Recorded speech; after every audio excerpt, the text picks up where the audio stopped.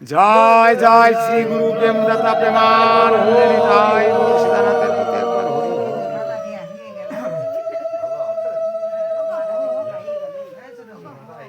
জয় জয় শ্রী গুরু প্রেমদাতা প্রেমানন্দে নিতাই গৌর হরি হরি বল। পাঠ কিন্তু দুই ভাবে হয়ে থাকে বাবা। একটা হচ্ছে ভাষা পাঠ, যেটা দেখে পাঠ করা, আমি বুঝলাম না শুনলাম না মুখস্থ বিদ্যা বলে গেলাম, এই পাঠটাকে ভাষা পাঠ বলা হয়। আর একটা পাঠ কি, আমার গৌরহরি তিনি কিন্তু এই কলিযুগে তিনি কিন্তু বলে গেছে যে শাস্ত্রের ভিতরে প্রত্যেকটা শ্লোক, প্রত্যেকটা অধ্যায়, প্রত্যেকটা অক্ষর ঢাকা দেয়া আছে। কেমন ঢাকা দেয়া আছে? এই জড়জাগতিক উদাহরণ দিয়ে বলছে একজন বলছে, তুই কখনো সমুদ্র দেখেছিস? তা বলছে হ্যাঁ দেখেছি। তা বলছে সমুদ্র থেকে কি কি দেখেছিস তুই আমাকে একটু বলতো। বলছে সেখানে শুধু ঢেউ তরঙ্গ, আর কি দেখেছিস? বলছে ওপার বলে কিছু দেখা যায় না, শুধু জল আর জল। বলছে আর কি দেখেছিস? বলছে আরো কিছু দেখেছি, সেখানে কিছু মাতাজিরা প্রভুরা স্নান করছে। বলছে বাবা তুই দেখেছিস ঠিক আছে, তুই সমুদ্রকে উপর থেকে দেখেছিস, তুই কি জানিস ওই সমুদ্র তলদেশে কত ঢেউ আছে? বলছে না। বলছে ওই ঢেউ দেখতে গেলে সমুদ্রের জলে নামতে হবে। তুই কি জানিস ওই সমুদ্রের গভীরতা কত? তা বলছে না। তা বলছে ওই গভীরতা জানতে গেলে, মাপতে গেলে সমুদ্রের তলদেশে তোকে তলিয়ে যেতে হবে। তো বলছে সমুদ্রকে রত্নাকর বলা হয়, সেখানে অনেক হীরা মুক্ত মণি থাকে, তুই কি সেটা দেখেছিস? বলছে না। বলছে ওই হীরা মুক্তা জহরত দেখতে গেলে আরো বেশি গভীরে তলিয়ে যেতে হবে। তেমনি আমার শ্রীমদ্ ভগবদ গীতা বা ভগবতম বা শাস্ত্রীয়র ভিতরে প্রত্যেকটা শ্লোকের ভিতরে এত গভীরতা, এত ঢেউ, এত রত্ন, এটা উপলব্ধি করতে গেলে যার গুরুর যতটুকু কৃপা, তার বেশি কিছু কিন্তু সে পাবে না। যার গুরু যতটুকু কৃপা করবে সে কিন্তু ততটুকু পাবে, এর বেশি কিন্তু পাবে না। বলছে রাম আদি মূর্তি শুকলা নিয়মাং অধিষ্ঠান অবতারং অবরুদ্ধ ভুবনের শুকং কৃষ্ণ স্বয়ং সমভাবং পরং মাংচু এতে চাংশ কলাপুংশ কৃষ্ণস্তু ভগবান স্বয়ং। বলছে কৈসন রাধা প্রেমা, কৈসন মধুরিমা, কৈসন সুখে থেকে ভোর। বলছে রাধার প্রেম কেমন রে ভাই, রাধার প্রেম কেমন? রাধাকে বুঝতে না পারলে আমরা কিন্তু কৃষ্ণ ভজন করতে পারবো না। তা রাধা ভজন না করলে আমরা কিন্তু কৃষ্ণকে বুঝতে পারবো না। কেন? বাবারা মায়েরা, রসগোল্লা তো আপনারা সবাই খেয়েছে। রসগোল্লাতে যেমন দুইটা বস্তু থাকে, একটা হচ্ছে ছানা আর একটা হচ্ছে রস। ছানাটার কাজ কি? ছানা হচ্ছে ধারক, ধরে রাখে, আর রসটা অর্থাৎ ওই ধারক ছানাটা হচ্ছে রাধারানী, আর রস হচ্ছে কৃষ্ণ। অর্থাৎ ছানারূপী রাধারানী রসরূপী কৃষ্ণকে কিন্তু ধরে রাখে। তাই শাস্ত্রও বলছে যে ভগবান কৃষ্ণ, শাস্ত্রে বলছে যে রস বৈশ, অর্থাৎ ভগবান কৃষ্ণ হচ্ছে রস স্বরূপ। রস স্বরূপটা কেমন? বলছে যার ভিতরে রস, বাইরে রস, সম্পূর্ণ শরীরটাই হচ্ছে রস দিয়ে গড়া। বলছে র দন্তস্ব রস আর রয়াকার দন্তস্ব রাস, অর্থাৎ একটা আকারের জন্য কিন্তু রস রসই ছিল, রস কখনো রাস হতে পারেনি। তা বলছে ওই আকারটা কে বসাইছিলেন? বলছেন বসিয়েছিলেন আমার শ্রীমতী রাধারানী। রাধারানী না থাকলে সাত মন তেলও পুড়তো না, আর সেই ব্রহ্মার একদিন রাসও কিন্তু হতো না। ব্রহ্মার একদিন সমান কত? 864 কোটি রজনী। নিত্য কিন্তু রাস চলছে, নিত্য রাস চলছে। বলছে এই 864 কোটি রজনী রাস কিন্তু চলেছিল, এখনো নিত্য না রাস চলছে। তো বলছে যে এই রাস মঞ্চে কারা যেতে পারবে? বলছে এই প্রাকৃত দেহ নিয়ে আমরা কিন্তু যেতে পারবো না, এই অপ্রাকৃত দেহ নিয়ে আমাদের কিন্তু রাস মঞ্চে কিন্তু যেতে হবে। অপ্রাকৃত দেহটা কেমন? বলছে এই রাস মঞ্চে আমরা যখন যাব অপ্রাকৃত দেহ নিয়ে, তখন এই কারা যেতে পারবে? বলছে এই গোপী দেহ নিয়ে আমরা যখন যাব না, এই গোপী দেহর ভিতরে দুইটা আবার দেহ আছে। এটা সাধন সিদ্ধা গোপী দেহ, আর একটা হচ্ছে কি নিত্য সিদ্ধা গোপী দেহ। আপনি দুর্লভ মানব দেহ পরে গোপী দেহ পেলেই যে আপনি ভগবত ধামে যেতে পারবেন সেটা কিন্তু নয় বাবা। বলছে সাধন সিদ্ধা গোপী দেহ কারা? বলছে দুর্লভ মানব দেহ পরিত্যাগ করে যদি সাধন ভজন সেই গোপী দেহ পেয়ে থাকে, সেটার উদাহরণ দিচ্ছে কোথায়? সেটা উদাহরণ দিচ্ছে রাসের ৫ম অধ্যায়ের ১ম শ্লোকে। আর নিত্য সিদ্ধা গোপিকারা বলছে এই চন্দ্রা, এই ললিতা, বিশাখা, এরা হচ্ছে নিত্য সিদ্ধা গোপী। তারা ছিল ভগবানের কাছে, তারা আছে, তারা থাকবে। মা যশোমতও কিন্তু গোপী, মাতৃরূপা গোপী, তিনিও কিন্তু গোপী, মাতৃরূপা গোপী। তো বলছে এই সাধন সিদ্ধা গোপীদেহ কারা? আমরা তো বুঝলাম নিত্য সিদ্ধা গোপীদেহ, আমার ললিতা, বিশাখা, আমার ভদ্রা, চন্দ্রাবলী, তারা হচ্ছে নিত্য সিদ্ধা গোপী। ভগবান শ্রীকৃষ্ণ যখন তিনি যখন ব্রহ্মাণ্ডে লীলা করেন, এই নিত্য সিদ্ধা গোপীরা কিন্তু তার সাথে থাকে, শাস্ত্র বলছে। আর সাধন সিদ্ধা গোপী হচ্ছে শ্রীমদ্ ভাগবতে রাস ৫ম অধ্যায়ের ১ম শ্লোকে বলছে, উদাহরণ দিয়ে বলছে যে সাধন সিদ্ধা গোপী হচ্ছে, আপনারা সবাই জানেন যে রামচন্দ্র যখন দণ্ডকারণ্যে যখন বনবাসে গিয়েছিলেন, তখন ঋষিরা ভগবান শ্রীকৃষ্ণকে পতিরূপে পাবার জন্য, পতিরূপে ঋষিরা পুজো করছে, ভগবান শ্রীকৃষ্ণকে পতিরূপে পাবার জন্য সাধন ভজন করছে। কিন্তু তখন তো ত্রেতাযুগে তো রামচন্দ্র, কৃষ্ণ তো তখন নাই। তো বলছে কৃষ্ণকে তারা চোখে দেখেনি, কৃষ্ণকে তারা চোখে কখনো দেখেনি, কৃষ্ণকে পতিরূপে পাওয়ার জন্য তারা সাধন ভজন করছে। তখন যখন দণ্ডকারণ্যে রামচন্দ্র এই গোপী দেহ পাওয়ার জন্য ঋষিরা যখন ধ্যান করছেন, ত্রেতা যুগে রামচন্দ্র সেই ঋষিদের সামনে এসে দাঁড়ালেন। তখন ঋষিরা রামচন্দ্রকে কৃষ্ণ ভেবে বললেন, এতদিন আমাদের সাধন ভজন সত্যিকার অর্থে সফল হয়েছে, আমাদের দেহ দিয়ে, আমাদের ইন্দ্রিয় দিয়ে আপনার ইন্দ্রিয়কে সুখ দিতে চাই, আপনার দেহটাকে সুখ দিতে চাই। তখন রামচন্দ্র বললেন, না, আমি মর্যাদা পূর্ণ পুরুষোত্তম পুরুষ, আমি তোমাদের এই ইন্দ্রিয় সুখ আমি নিতে পারবো না, আমি তোমাদের এই ইন্দ্রিয় সুখ নিতে পারবো না। কেন পারবো না? আমি মর্যাদা পূর্ণ পুরুষোত্তম পুরুষ, আমার মর্যাদার হানি হবে। তখন ঋষিরা বিমর্ষ হয়ে কাঁদতে শুরু করলেন যে এতদিনের সাধন ভজন তাহলে আমাদের কি বিফলে গেল? তখন রামচন্দ্র বললেন, না, তোমাদের সাধন ভজন বিফলে যায়নি, তোমরা যেভাবে নাম করছো নাম করতে থাকো, নাম করতে থাকো।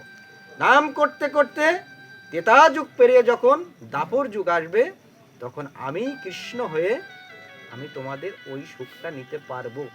ত্রেতা যুগে একমাত্র আমি সুখটা নিতে পারবো রাধা সীতা দেবীর কাছ থেকে ছাড়া আমি নিতে পারবো না। আমি যখন দ্বাপরে যখন কৃষ্ণ হয়ে আসব, তখনই তোমাদের এই সুখটা আমি নিতে পারবো।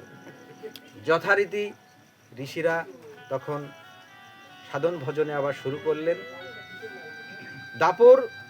ত্রেতা যে যখন দ্বাপর আসলো, তখন এই ঋষিদের দেহটা সমাধি হয়ে গেল, মৃত্যু হলো না। কিন্তু মৃত্যু আলাদা, সমাধি আলাদা।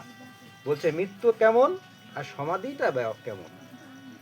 বলছে মৃত্যুটা হচ্ছে আমার কামনা বাসনা সবকিছু পূর্ণ হয়ে গেছে, আমার সব চাহিদা কিন্তু পূর্ণ হয়ে গেছে, তারপরেও আমার চাহিদা আছে যে আমার গাড়ি দাও, বাড়ি দাও, আমার পুত্র সন্তান দাও, আমার সুখ দাও। এই যে মনোভাষক ভাবনা নিয়ে যে দেহটা একটা, এটাকে বলে মৃত্যু। আর সমাধিটাকে যে হে ভগবান, হে কৃষ্ণ, হে প্রভু, আমার দেহটা, আমার শরীরটা, আমার ইন্দ্রিয়গুলো আমি তোমাকে উৎসর্গ করলাম, তুমি আমাকে পাঠিয়েছো, তুমি আমাকে যেভাবে তুলে নেবে আমি সেভাবেই আমি আমার দেহ রাখতে চাই, এটাকে বলে সমাধি। তাই মৃত্যু নয়, আমাদের যেন সমাধি হয়, এই প্রার্থনাটাই আমরা যেন করি। কেননা আমাদের বাবাজি তিনি ইহধাম থেকে পরধামে চলে গেলেন। স্ত্রী আমার, পুত্র আমার, বিষয় বাসনা আমার, জগতে সব আমার, তা আমি টাকা। আমি ছিলাম কোথায়, এসেছি কোথায়, আবার যাব কোথায়?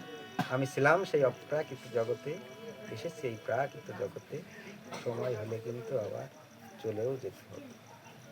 তাই বলছে এই গোপী দেহ পেয়েও, দুর্লভ গোপী দেহ পেয়েও, ত্রেতা যুগ থেকে দাপরে আসার পরে গোপী দেহ পেয়েও তারা কি সেই নিত্য সিদ্ধা গোপী হতে পারলো? বলছো না, এর পরেও আরো কিছু স্টেপ আছে। সেটা কি? বলছে তুমি এই গোপী দেহ পাওয়ার পরেও তোমাকে গোপী আনুগত্যে আসতে হবে, অর্থাৎ আর একটাও পরীক্ষা দিতে হবে। আমার ভিতরে যদি কোনো অভিমান থাকে, অভিলাষ থাকে, তাহলে কিন্তু এই সাধন ভজন কিন্তু হবে না। বলছে অভিমানটা কেমন? অভিলাষটাই বা কেমন? বলছে আপনি যতদিন এই বৃন্দাবনে এই গোপী দেহ নিয়ে এসেছেন, এই গোপী দেহ নিয়ে আসার পরে যদি কোনো অভিমান থাকে, তাহলে কিন্তু আপনি নিত্য সিদ্ধা গোপী হতে পারবেন না। আর নিত্য সিদ্ধা গোপী না হলে ভগবানের সান্নিধ্য কিন্তু লাভ করা যাবে না। তা বলছে দুর্লভ গোপী দেহ পাওয়ার পরেও, গোপী আনুগত্যে আপনাকে থাকতে হবে। বলছে গোপী আনুগত্যটা কেমন? গোপী আনুগত্যটা হচ্ছে, আপনারা যারা বৃন্দাবনে গেছেন, বৃন্দাবনের ওপারে, যমুনার ওপারে বেলবন নামে একটা বন আছে, বেলবন। সেই বেলবনে নারায়ণের অঙ্কুশায়িত লক্ষ্মী দেবী এখনো ভগবান কৃষ্ণকে পাওয়ার জন্য এখনো সাধনা করছে। এখনো যমুনার ওপারে কেন সাধনা করছে? এখনো কিন্তু ভগবান সেই ধামে তিনি কিন্তু আসতে পারেনি, লক্ষ্মী দেবী। কেননা লক্ষ্মী দেবীর অভিমান ছিল। অভিমানটা কি? বলছে আমি ঐশ্বর্যের দেবী, আমি ধন সম্পদের দেবী। এই অভিমানের জন্য কৃষ্ণ বললেন তুমি নারায়ণের আছো, নারায়ণের থাকো, আমার জীবনে তুমি হতে পারবে না। যেদিন অভিমান ভুলে আমার কাছে আসতে পারবে, সেদিন আমি তোমাকে গ্রহণ করব। তাই শাস্ত্রেও বলছে, শ্রীমদ্ ভগবদ গীতাতে বলছে, সাংখ্য যোগের 62-63 নম্বর কি বলছে? বলছে ধ্যানত বিষয়ং পুংসু সঙ্গ তেজ উপজায়তে সংঘাত সংযতে কাম কামৎকৃত বিজায়তে ক্রোধাৎ ভবতি সম্মোহ সম্মোহ স্মৃতি বিভ্রম স্মৃতি বিভ্রনাশ বুদ্ধিনাশ বুদ্ধিনাশ প্রণাশতি। সাংখ্য যোগের 62-63 নম্বর শ্লোকে বলছে কি বলছে? বলছে মানুষের এই আসক্তি থেকে কামের উৎপন্ন হয়, কাম থেকে ক্রোধ, ক্রোধ থেকে মোহ, মোহ থেকে স্মৃতি বিভ্রম, আর এই স্মৃতি বিভ্রম হওয়ার ফলে বুদ্ধিনাশ, আর বুদ্ধিনাশ হওয়ার ফলে সর্বশেষে প্রাণনাশ। সাধারণ অর্থে বলছে যাহা ধারণ করলে জীব প্রকৃত অর্থে বেঁচে থাকতে পারে, তাই হচ্ছে ধর্ম। তো বলছে এই ধর্মকে জানতে গেলে কি করতে হবে? বলছে এই ধর্মকে জানতে গেলে, এই ধর্মকে আগে জানতে গেলে নিজেই নিজেকে চিনতে হবে। নিজেকে চিনতে গেলে কি করতে হবে? এই সাধন ভজন পথে আসতে হবে। আর এই সাধন ভজন পথে আসতে গেলে কি করতে হবে? বলছে গুরু ধরতে হবে। এই গুরু ধরতে হবে। কেন ধরতে হবে? বলছে গুরুর অনুগত হয়ে অনুশীলনের মাধ্যমে আত্মতত্ত্ব উপলব্ধি করাই হচ্ছে ধর্ম। যেখানে আত্মতত্ত্বের উপলব্ধি নেই, সেটা কিন্তু কোনো ধর্ম হতে পারে না। তাই আগে আমাদের আত্মতত্ত্বের উপলব্ধি কিন্তু আগে করতে হবে। তো বলছে আমরা দীক্ষা কেন নেবো, শিক্ষা কেন নেবো, দীক্ষা গুরু কেন ধরবো? বলছে দ্বি শব্দের অর্থ দিব্য জ্ঞানকে প্রজ্বলিত করা, আর ক্ষয় শব্দের অর্থ ক্ষয় হওয়া। অর্থাৎ দিব্য জ্ঞানের মাধ্যমে পাপকে ক্ষয় করাই হচ্ছে দীক্ষা।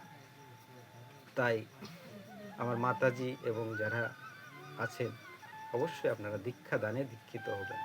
কেননা এই মোবাইলটা যেমন লাখ টাকা হলেও সিম না থাকলে যেমন অকেজো, আপনি ধর্মপথে যতই থাকেন, আপনি রেজিস্ট্রেশন বিনে আপনার কোনো দাম নাই। এই রেজিস্ট্রেশনটাই হচ্ছে আমাদের দীক্ষা গুরুর সান্নিধ্যে কিন্তু আসতে হবে। তাই দীক্ষা বিনে কিন্তু আমাদের কোনো গতি নাই। তাই যে কথা বলছিলাম, যে আমার মুখের কথা যে কথা বললাম, যে আমি কৃষ্ণ নাম করলে আমি ভগবানকে পাবো, কিন্তু শাস্ত্রের প্রমাণটা কোথায়? বলছে বিষ্ণু পুরাণে 6ষ্ঠ খণ্ডে 2য় অধ্যায়ের 17 নম্বর শ্লোকে কি বলছে? বলছে বিষ্ণু পুরাণে 6ষ্ঠ খণ্ডে 2য় অধ্যায়ে 17 নম্বর শ্লোকে কি বলছে? বলছে ধ্যায়ন কীর্তে যাজন যজ্ঞই ত্রেতা যাং দাপরে অশ্চায়ং যতাবনতি ততাবনতি কাল সংকীর্তন কেশবম। বলছে সত্য যুগে যা ধ্যান করলে পাওয়া যেত, ত্রেতা যুগে তা যজ্ঞ করলে পাওয়া যেত, আর দাপরে যা পূজা করলে পাওয়া যায়, কলিতে তা নাম করলেই হয়। বলছে কি নাম? বলছে সেই হরির নাম, হরির নাম, হরির নাম। তাই বলতে মানে হরি হরি গতির অন্যথায়। বলছে এই কলিযুগে হরিনাম বিনা আর কোনো গতি নাই, গতি নাই, গতি নাই। তো বলছে যে এই কলিযুগে হরিনাম করলে কি আমি আমার সেই অভীষ্ট লক্ষ্যে পৌঁছাতে পারবো? তাই শ্রীমদ্ ভগবতে কি বলছে? বলছে 11:5-19 বলছে করভজন নামে এক যোগীন্দ্র, নিমি মহারাজের সভায় 9 জন যোগীন্দ্র ছিল। সেই করভজন নামে সেই যোগীন্দ্র নিমি মহারাজের কাছে, নিমি মহারাজ করভজনের কাছে একটা প্রশ্ন ছুড়ে দিলেন 11:5-19। বলছে যে কস্মিন কালে সা ভগবান কিং বর্ণ কি নিভৃ নামনা বা কোন বিধি না পূজ্যতে তদিহচ্যতাম। করভজনকে বলল যে এই 3-4 যুগের যে 4 ভগবান হবেন, এই কোন যুগে কোন ভগবানকে কি রূপে পূজা করলে আমি পেতে পারি? মানে সত্যযুগ, ত্রেতা, দাপর, কলি, তিনি কিন্তু এই 4 যুগেরই দিকেই তাকিয়ে বলছে যে কোন যুগের কোন ভগবানকে কি রূপে পূজা করলে সেই দেবতা, সেই ভগবান তুষ্ট হবেন। নিমি মহারাজ করভজনকে এই প্রশ্নটা ছুড়ে দিলেন, বা বললেন কোন রূপে, কোন অস্ত্র নিয়ে কোন দেবতা, কোন ভগবান কোন যুগে আসবে, এর বিস্তারিত আপনি বলুন। তো 11:5-19 প্রশ্নটা করলেন। 11:5-20 থেকে 11:5-31 পর্যন্ত সত্য, ত্রেতা, দাপরের বর্ণনা আছে। আর 11:5-32 কলির দিকে তাকিয়ে করভজন উত্তরটা দিচ্ছে, কলির দিকে তাকিয়ে বলছে কৃষ্ণ বর্ণম তিসা কৃষ্ণম সাঙ্গ পাঙ্গস্ত যজ্ঞই সংকীর্তন প্রায় ওই যোজন্তিহি সুমেধা সমেত শ্রীমতম ভগবতম করভজন বাচ। বলছে কলির যিনি ভগবান হবেন, 11:5-32 উদাহরণটা দিচ্ছেন, কলির যিনি ভগবান হবেন তিনি কৃষ্ণ বর্ণ, অর্থাৎ কৃষ্ণর বর্ণ নিয়ে কিন্তু আসবে। কিন্তু আমরা তো জানি এই কলিযুগে গৌরাঙ্গ মহাপ্রভু তিনি কিন্তু কৃষ্ণ বর্ণ নিয়ে আসেন, তিনি গৌর বর্ণ নিয়ে এসেছেন, তিনি স্বর্ণ বর্ণ নিয়ে এসেছেন।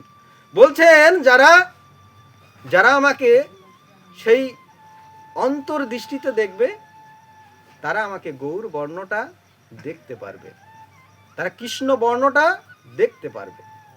বলছে যারা বহিরঙ্গ দৃষ্টিতে দেখবে তারা কিন্তু দেখতে পারবে না, কিন্তু যারা অন্তরঙ্গ দৃষ্টিতে দেখবে তারা দেখতে পারবে। তা বলছে কোন রূপে আসবে? বলছে কৃষ্ণ বর্ণম তৃষা কৃষ্ণম। তৃষা মানে কি? তৃষা মানে গৌর, তৃষা যুক্ত অযুক্ত মো। অকৃষ্ণ মানে, অকৃষ্ণ মানে কৃষ্ণর মতো নয়, রংটা কৃষ্ণর মতোই নয়।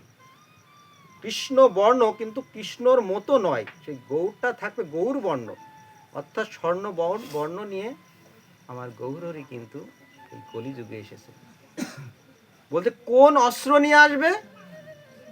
বলছে সত্য, ত্রেতা, দাপরে ভগবান যে অস্ত্র নিয়ে এসেছিলেন তার থেকেও তীক্ষ্ণ অস্ত্র আমার কলিযুগে সেই অস্ত্র নিয়ে কিন্তু আসবে।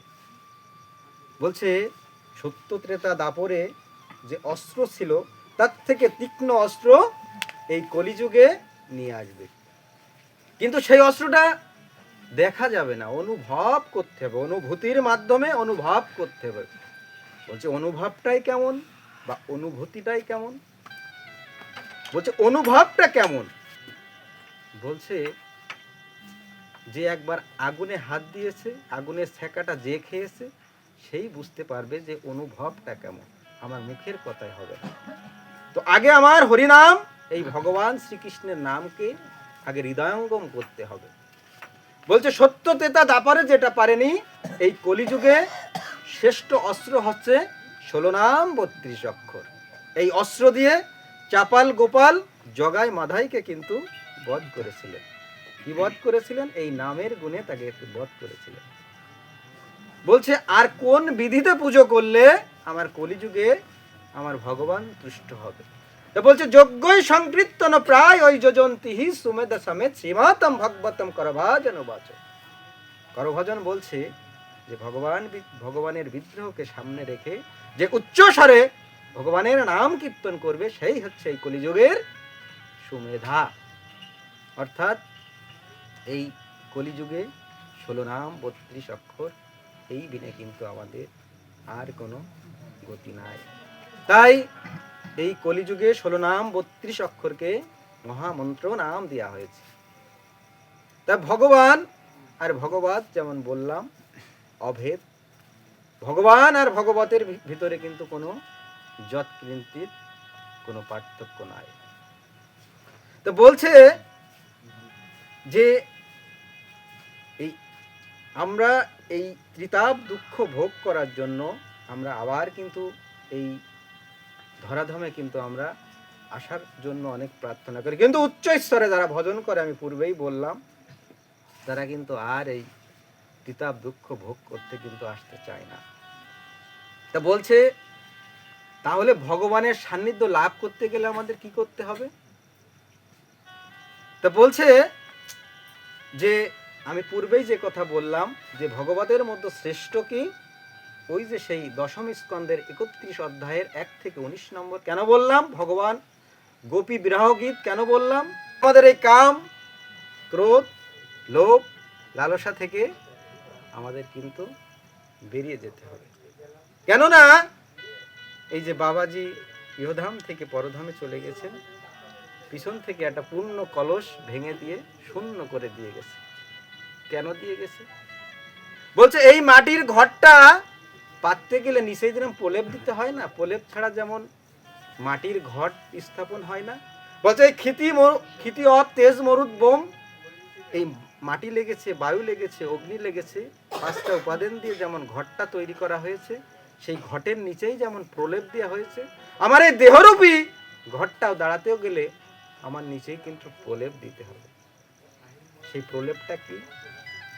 এই প্রলেপটাই হচ্ছে আমার কাম শূন্য, অভিমান শূন্য, অহং শূন্য হয়ে আমার কিন্তু সেই দেহরূপী ঘরটা কিন্তু স্থাপন করতে হবে।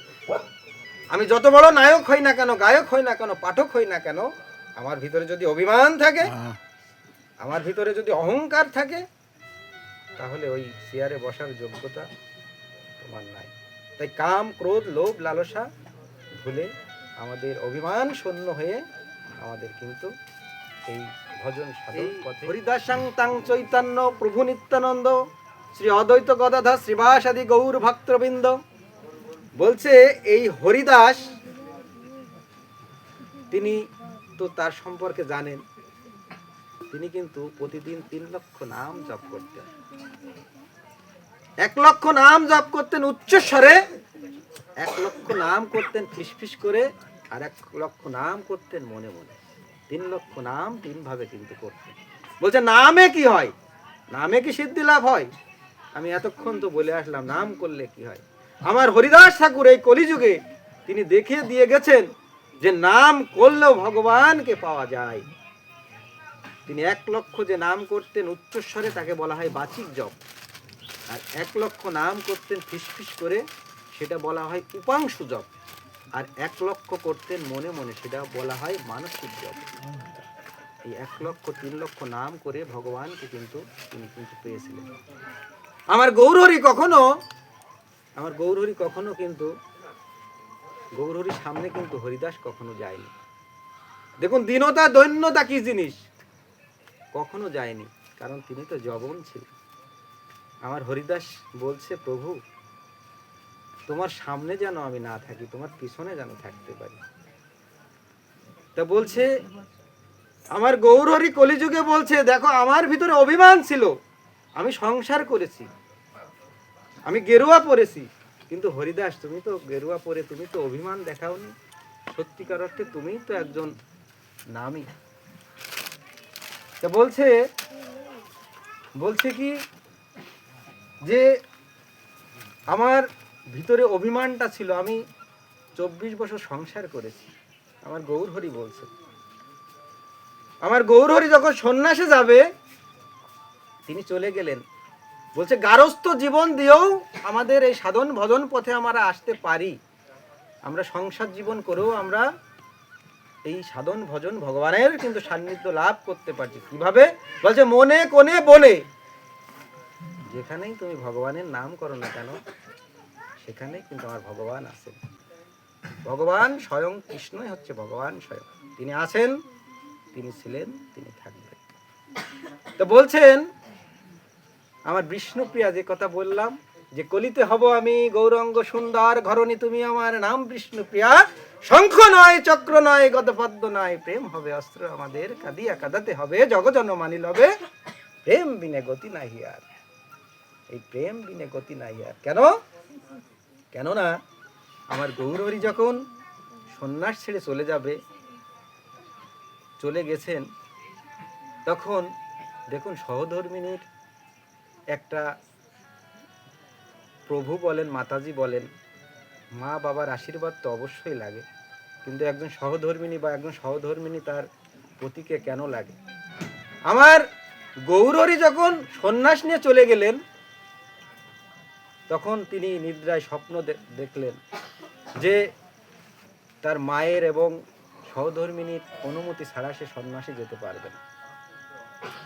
তখন আমার গৌরহরি আসলেন বিষ্ণুপ্রিয়ার কাছে বিদায় নিতে।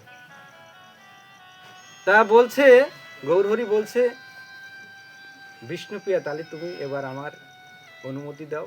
বলছে দেব না, দেব না আমি অনুমতি। কেন দেব? আমি যদি আমার গৌরহরিকে না পাই, তুমি তোমার কৃষ্ণকে পাবে কেন বলো? আমার গৌরহরিকে যদি আমি না পাই, তুমি তোমার কৃষ্ণকে কেন পাবে? আমি দেব না তোমার অনুমতি।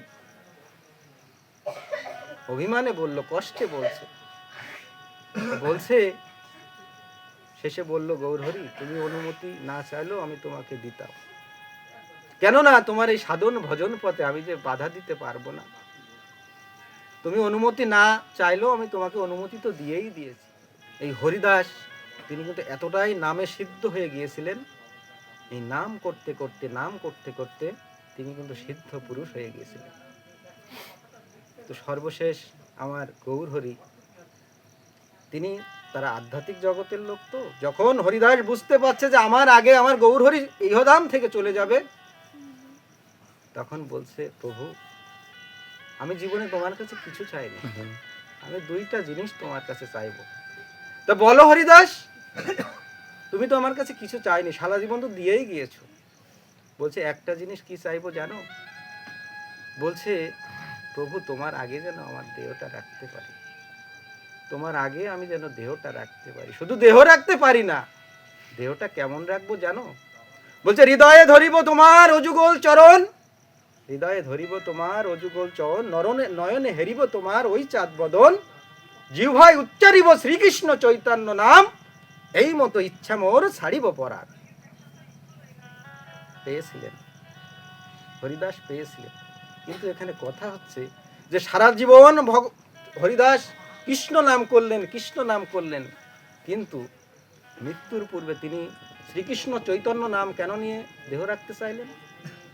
তিনি কৃষ্ণ নাম করতে পারতেন, তিনি চাইলেন কেন? তো বলছে এই কলিযুগে আমার কৃষ্ণ, আমার গৌর সুন্দর, তিনি হচ্ছে এই শ্রীকৃষ্ণ রাধারানীর মিলিত তনুই হচ্ছে আমার গৌরহরি। তাই আমার গৌরহরিও দেখিয়ে গেলেন এবং আমার হরিদাসও বুঝিয়ে গেলেন যে যেই কৃষ্ণ সেই গৌরহরি, তার ভিতরে কোনো ভেদ নাই। তাই আমার গৌরহরি তিনি কিন্তু সেই মৃত্যুর পূর্বে হৃদয়ে ধরিব তোমার অযুগল চরণ, নয়নে হেরিব তোমার ওই চাঁদ বদন, জিহ্বায় উচ্চারিব শ্রীকৃষ্ণ চৈতন্য নাম, এই মতো ইচ্ছা মোর ছাড়িব পরাণ। চলে গেলে সিদ্ধ পুরুষ চলে গেলে, এইভাবেই কিন্তু তিনি দেহটা রেখেছিলেন। কল্পতরুভ্যশ্চ কৃপা সিন্ধু এব যা পতিতানাং পাবনেভ্যো বৈষ্ণবেভ্যো নমো নমো, ভক্তেভ্যো নমো নমো, ব্রাহ্মণেভ্যো নমো নমো। জয় জয় শ্রীকৃষ্ণ চৈতন্য প্রভু নিত্যানন্দ, শ্রী অদ্বৈত গদাধর শিবাসাদি গৌর ভক্তবৃন্দ, কৃষ্ণ কৃষ্ণ কৃষ্ণ হরে হরে